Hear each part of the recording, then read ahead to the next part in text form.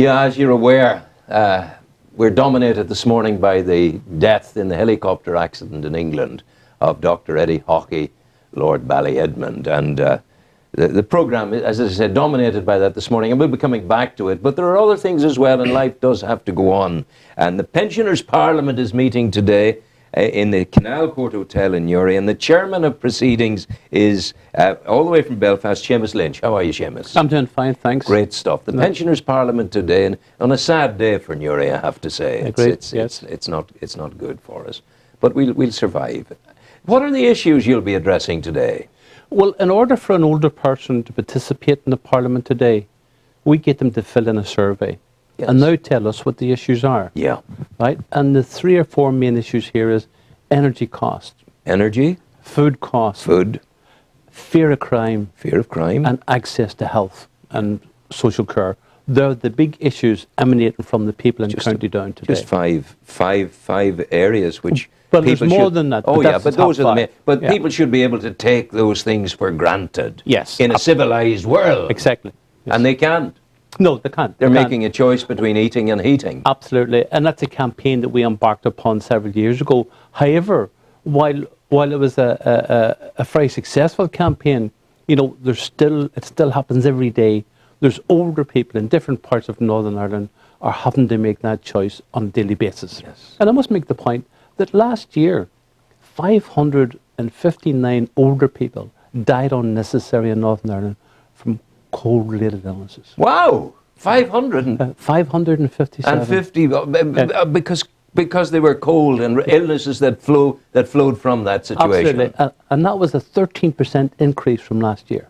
How do our politicians look themselves straight in the eye in the mornings? Well, I can assure you that Aid Sector Platform and the Pensioners' Parliament are bringing these to the attention of our politicians on a day and daily basis. Now, the afternoon session of the Pensioners' Parliament here, we're going to have a panel of 5 MLAs. You'll also be assured you'll also have a panel of photographers to take their pictures. Oh, absolutely. You can have that. Okay. I don't mind them taking their pictures, but we want them to be doing more for older people. We want results. Absolutely. I'm now 70, so I have a vested interest in this as well. Absolutely. Yeah. Well, I mean to say, in Northern Ireland, you know, you have just over 300,000 older people on the state pension. So the biggest growing section of our community, in any political institution that doesn't take into consideration the projections, people are living longer. Oh, yes. And that's something to celebrate. It is, of course. However, governments must prepare to accommodate those people and afford them an adequate standard of living. Why don't you get half a dozen candidates out of your parliament today to stand for election in May of this year? Well, strange you should say that. That point has been made on several occasions.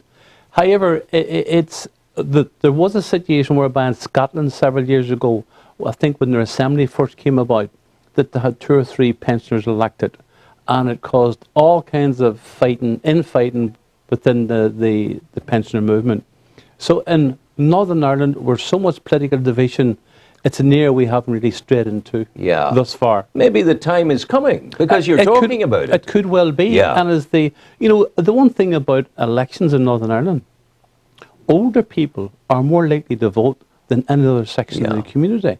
However, the problem is that while many older people are really fighters and campaigners within the Pensioners' Parliament and the Aid Sector Platform, I think a political party at this moment in time... Oh, don't join a political party.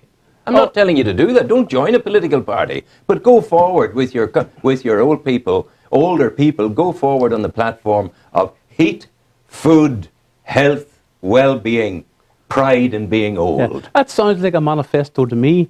Maybe we'll cast that out to them today and hear what they have to say about it. Because you're cursing all the political houses because they're not doing it. They're not doing enough. They've been sitting on their backsides for as long as I can remember, allowing government to only pay 30% of hospice funding. Yes, yes. What a disgrace. But even worse than that, the UK pension, which is £110 per week at the moment, right, is the 4th lowest within the 27 states of the European community. 4th lowest. And yet in all, the United Kingdom is the 4th richest. My goodness. Within that same community. There's an inequity there. There is. Unacceptable. And furthermore, up until 1990, pensions were related to earnings. And Mrs. Thatcher broke that, right? Yes.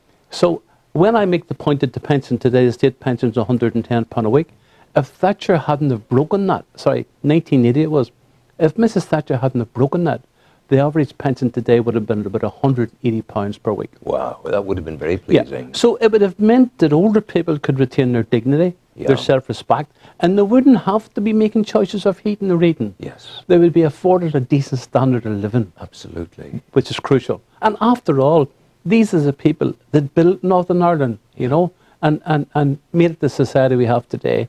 And it's fair to say that politicians over the years haven't really had older people at the top of their agenda. No, they haven't. And, you know, we have, this week, you're going to have to put manners into the health service as well. Absolutely. Because this week, the professor of medical practices in Queen's University made the point that if you're an older woman, you will be discriminated against in your treatment for breast cancer. If you're an older man over 75, you will be discriminated against in your treatment for prostate cancer. So basically you are expendable. Absolutely. You can be dumped when you come over 70. There was a very good example there a couple of years back where a farmer in County Armagh was kicked in the head by a bullock and he required surgery or he would pass away. And the consultant said he was too old.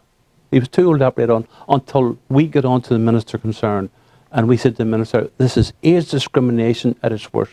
The very best thing, for me anyway, that you can bring from the Pensioners' Parliament today is to create that 5-point manifesto and get one or two of get a half a dozen of your people to stand and put it up to them. The difficulty would be that the elections in May are local government elections. The issues, the 5 that we're on to you about, are the responsibility of the Assembly and Westminster. Nice place to start, though. Absolutely. What a platform. If you get 6 older people in. The fact that we're living longer. Yeah. But the Pensioners' Parliament is a place to be for older people to be campaigning on these issues to afford them an adequate standard of living. Seamus, I want you to go well, and thank you for coming in. You're a good man, and congratulations on all you're doing in the Pensioners' Parliament. It's my pleasure, and thank you very much for having me. Go well, and good luck today. Music, Sean.